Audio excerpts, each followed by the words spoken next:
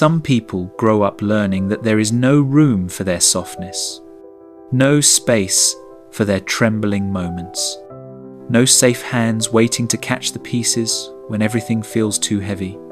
So they learn how to hold themselves together, quietly, effortlessly, convincingly, and over time, the world applauds the version of them that never breaks, the version that always listens, always helps, always carries, and never complains.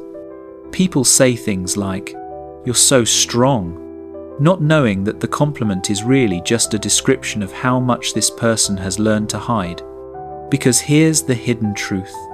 Most strong people didn't choose strength. They adapted to survive. Strength became the armor they built in childhood homes, where their emotions were too loud, or too inconvenient, or too invisible to matter.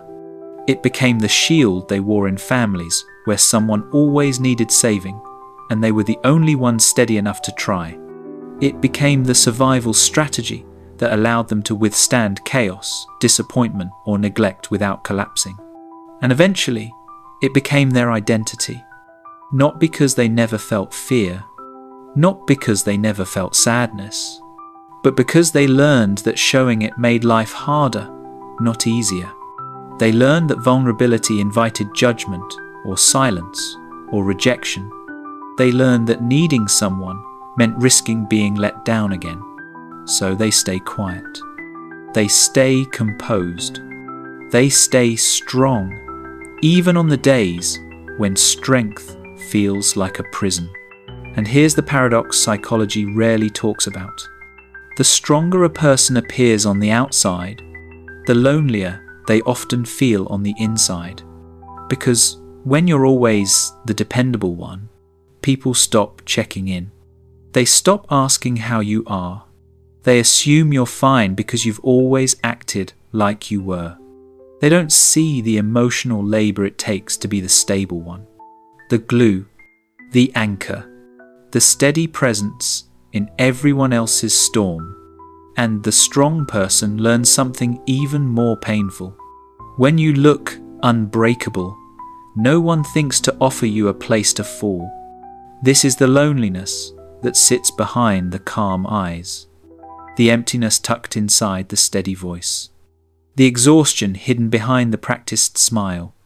Not because they don't want connection, but because the world has never taught them how to be held, only how to hold others. Strong people are not fearless. They are simply experts at carrying fear alone. Most strong people were not born strong. They were taught quietly, indirectly, and far too early that they had to be. In many homes, strength is not a virtue. It's a role, a responsibility, a silent agreement a child makes with the world without even knowing they're making it. Some grow up with parents who were emotionally unpredictable, loving one moment, distant the next. Children in environments like this learn to become hyper-attuned, scanning for emotional shifts, adjusting themselves to keep the peace. They become miniature adults long before their time, carrying emotional weight they were never meant to lift. Others grew up with a parent who was overwhelmed, depressed, or struggling just to get through the day. These children decide again, silently and instinctively, I won't add to the burden. So they swallow their pain. They minimize their needs. They shrink their emotions into something manageable, quiet, unnoticeable. Over time, this becomes a habit, then a personality, then an identity. Psychologists call this compulsive self-reliance, a survival adaptation formed when a child learns that vulnerability is unsafe, unwelcome, or simply ignored. These children don't cry because crying feels useless. They don't ask for help because help never arrives in the way they hope. They don't protest because protest leads to conflict, and conflict leads to the kind of emotional chaos they've spent their whole life trying to avoid. So they become reliable, responsible, competent, the good kid, the mature one, the calm one, and the world applauds them for it. But behind that applause is a truth that no one sees. A child who learned to be strong too young grows into an adult who does not know how to be anything else. They become the partner who says, "Don't worry about me, I can handle it." The friend who listens but never shares. The co-worker who always volunteers because asking someone else for support feels unbearable. The person who keeps their emotions folded neatly inside, hidden away like contraband. This is how loneliness forms, not suddenly, but gradually, quietly, over years of being the one who holds everything together. Because when a child learns that their feelings are too much, they grow into an adult who believes their needs are a burden. When they learn that love is conditional on being easy, pleasant, helpful, or strong, they grow into an adult who only feels worthy when they are the one giving, fixing, or stabilizing. And this is the paradox. The strong adult is often just a former child who never had the chance to be held. They only learned how to hold others, and the weight of that role never truly goes away. There is a moment in every strong person's life when the mask stops feeling like protection and starts feeling like weight. Not all at once, not dramatically, but quietly, like a slow leak in a life they've spent years keeping airtight. Because being strong is not just about staying composed. It's about performing stability even when your inner world is trembling. And that performance has a cost.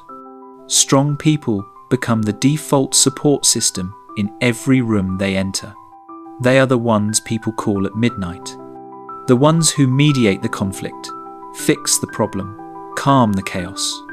The ones who say, "I'm here," even when they themselves are running on emotional fumes. But here's the part no one sees. Every time they carry someone else's weight, they are reminded that no one knows how to carry theirs. Strong people don't break down in public. They break down in small, private ways. In the car after a long day, in the shower when the water hides the sound, in the quiet moments before bed when their thoughts suddenly become louder than they can manage. And the world misreads this. People assume that because strong individuals don't ask, they don't need. But strong people don't avoid asking for help out of pride. They avoid it out of fear. Fear of being a burden, fear of being misunderstood, fear of being met with silence or distance, or the kind of shallow reassurance that only deepens their loneliness. Fear of discovering that the people they support cannot support them back. Psychologists call this emotional invisibility, not because the person is quiet, but because their needs have been edited out of the relationship dynamic entirely. And here is where the true loneliness begins. Strong people are surrounded by others, yet rarely feel seen. They are appreciated for what they do, but not known for who they are. People thank them for being dependable, but no one asks what it costs them. No one notices the exhaustion behind the reliability. No one recognizes that they are holding themselves together with the same hands they use to hold everyone else. So they smile. They stay composed. They keep giving, not because they don't need support, but because they've learned that needing support is dangerous. And yet, even in their quietest moments, they feel the ache of an unspoken truth. Being the strong one might keep everyone else stable, but it leaves them emotionally homeless. This is the weight they carry alone, the weight no one ever sees. There is a quiet rule that almost every strong person lives by. If I break, everything around me will break too. It isn't logical. It isn't chosen. It's a belief shaped from years of being the steady one, the child who held the emotional temperature of the home, the friend who carried everyone's crises, the partner who never wants to be the source of pain or stress. So when life becomes heavy, strong people don't reach out. They retreat inward. Not because they don't trust others, but because relying on others feels unfamiliar, like trying to speak a language they were never taught. Asking for help triggers a deep internal alarm. What if no one shows up? What if they minimize what I'm feeling? What if I become a burden? What if I'm too much? The fear isn't about vulnerability. It's about disappointment. It's about remembering all the moments in childhood when their emotions went unanswered. All the times they hoped someone would notice their sadness, but no one did. All the times they tried to express what hurt, only to be told to be good, be quiet, or be strong. So now, as adults, they don't give people the chance to let them down. They pre-reject the possibility of support. Not out of arrogance, but out of self-protection. Even when they desperately need comfort, the words get trapped in their chest. They rehearse them silently but never let them escape. They convince themselves they can handle it alone because handling it alone is what they've always done. And sometimes they don't even realize they need help. Psychologists call this emotional disconnection from self. When you've spent years suppressing your own needs, it becomes difficult to recognize them at all. Sadness shows up as fatigue. Fear shows up as irritability. Loneliness shows up as overworking, overgiving, or disappearing into routines that keep your mind busy and your heart numb. Strong people apologize before they ever ask. They soften their needs to make them easier for others to hold. They reassure everyone that they're fine, even as they feel themselves unraveling inside. Because to them, asking for help feels like handing someone a fragile part of their soul and hoping they don't drop it. This is why strong people often cry alone, why they stay silent when they're hurting, why they only break in private moments, away from the eyes of those who believe they're unshakable.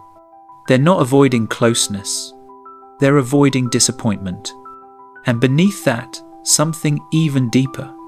A longing to be held with the same tenderness they have always given to others. But longing and asking are two different skills. Strong people mastered the first. No one ever taught them the second. There comes a point in every strong person's life when the weight they've been holding, the weight they've carried so gracefully, so silently, for so long, suddenly becomes too much. It doesn't happen dramatically. It happens subtly, quietly, like a hairline fracture in the soul that finally begins to widen. Maybe it happens on a random weekday, when they're driving home and a song they weren't even listening to unlocks years of uncried tears. Maybe it happens in the middle of a conversation where someone says, "You're so strong," and for the first time, those words feel like chains instead of praise. Maybe it happens in the middle of the night, when emotions they thought they buried return with a force they can't control. Whatever the moment looks like, the feeling is always the same. I can't keep doing this alone. But the tragedy is, they don't know what not alone looks like. They've spent years being the steady one, the grounded one, the one who never needs anything. They've spent years being the emotional safe place for others, while having no safe place of their own. And in this breaking point, the loneliness they've ignored finally speaks. Not loudly, softly. I wish someone would ask how I'm really doing. I wish I didn't have to be strong all the time. I wish someone would notice I'm tired. These are not dramatic thoughts. They are confessions, raw and aching, from a heart that's been carrying its own weight since childhood. The loneliness of strong people is not about being physically alone. It's about being emotionally unheld. It's the painful realization that they are surrounded by people who rely on their stability but rarely offer their own. It's the quiet grief of realizing that they have spent years being the emotional foundation for everyone else, and no one has ever learned how to be a foundation for them. And in this moment, this internal collapse, something shifts. Strong people begin to see the truth. Strength without support isn't strength. It's survival. And surviving alone becomes too heavy to bear. This is the moment when they finally understand the emotional cost of always being the dependable one, the toll of always putting their own needs last, the exhaustion of being the person who catches everyone else, but has no one waiting to catch them. This breaking point is not failure, it's awakening. It's the first crack in the armor, the first breath after years of suppressing emotion, the first sign that the heart is asking for something different, something softer, something safer, something shared. Because even the strongest people deserve to be held. There is a quiet moment after the breaking point when the world feels strangely still, where a strong person finally realizes something they've never allowed themselves to believe. They don't have to carry everything alone. Not forever. Not anymore. Healing doesn't begin with a grand gesture. It begins with a small permission, a whisper deep inside the heart that says, "It's okay to need." For someone who has spent a lifetime being self-contained, this is terrifying. Needing feels unfamiliar. Asking feels impossible. Receiving feels almost wrong, as if it goes against the identity they've spent decades maintaining. But healing is not about transforming overnight. It's about slowly making space for softness without fearing it.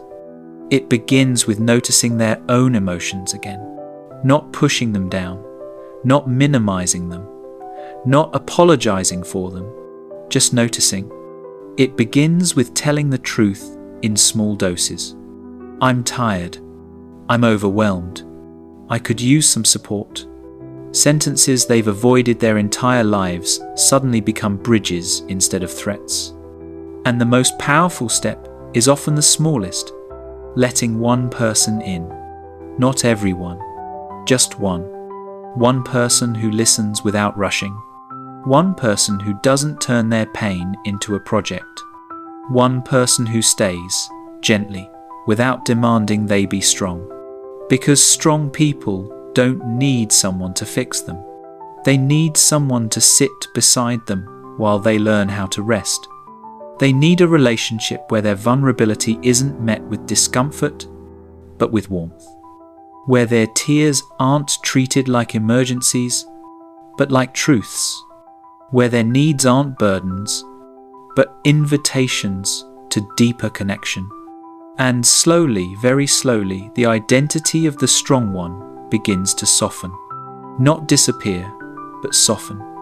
They begin to realize that real strength isn't about holding everything inside. It's about trusting that someone else can hold a little of it with them. They learn that love isn't measured by how much they carry for others, but by how safe it feels to share the weight.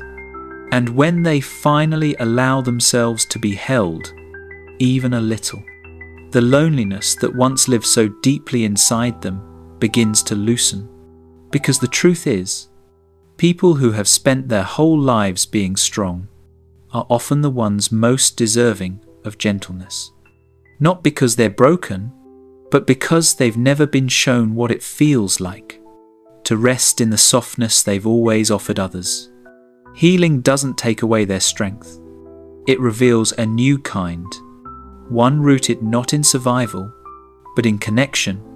And for the first time, they are not carrying life alone. They are finally learning how to be held.